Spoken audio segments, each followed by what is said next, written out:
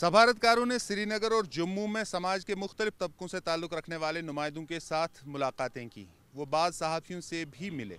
इन मुलाकातों के दौरान उन्हें बताया गया कि पिछले 1.5 साल के दौरान कश्मीर में हालात बेहतरी की तरफ गामज़न हैं, लेकिन इसके बावजूद अवामी हलकों में अभी भी मिला जुला रद्दअमल पाया जाता है। मतलब ठीक है, ये लोग आते हैं यहाँ पे, ये लोग बातचीत करते हैं, अल्टीमेटली हर मसले का हल, हर परेशानी का हल जो भी एक कश्मीरी की है वो गवर्नमेंट ऑफ इंडिया को देखना है, लोगों तक उन्हें पहुँचना है। कश्मीर के हालात पोस्ट 2019 बहुत, हम ये कह सकते हैं कि बेहतरी आई हुई है। कैसे बेहतरी हुई है? स्टोन पेल्टिंग अब नहीं हो पा रही है। सिविलियन कैजुअलिटीज़ जो होती थी बहुत हद तक कम हो चुकी हैं। नॉर्मल सी है, मगर एक हिसाब से वो नेगेटिव पीस, जिसको टर्म एक है नेगेटिव पीस, वो कह सकते हैं कि नेगेटिव पीस है। चौथा विजिट है उनका आज यहाँ पे।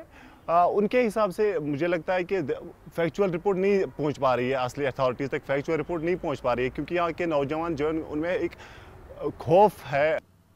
कल शाम को जो सफारतकारों की क़यामगाह है जहां पे वो ठहरे थे, उससे सिर्फ 1 किलोमीटर के फासले पर एक दुकानदार को मुश्तबा अस्करियत पसंदों ने गोली मारकर ज़ख्मी कर दिया। लेकिन इसके बावजूद आज जब सफारतकारों को फ़ौज और पुलिस के आला हुकाम ने ब्रीफ किया तो उन्हें बताया गया कि पिछले 1.5 बरस के दौरान मुसल्लह तशद्दुद और दूसरे एहतजाजी मुजाहिरों की कार्रवाइयों में 60% से ज़्यादा कमी रिकॉर्ड की गई है।